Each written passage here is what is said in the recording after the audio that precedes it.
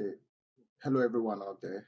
I'm Master Daniel Emmanuel by name from Abia State University, Nigeria. So I would love to be your Python instructor. I'll be taking you through the basis of Python to become a professional. I was able to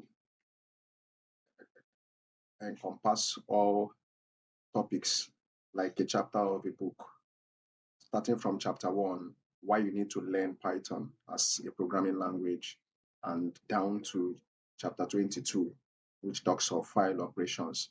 And after we have consumed the entire chapter from chapter 1 to chapter 22, then we build live projects, live applications, live websites. So Python is a very easy, understandable tool to use because it was, written with English syntax, just like an English language, very easy to understand.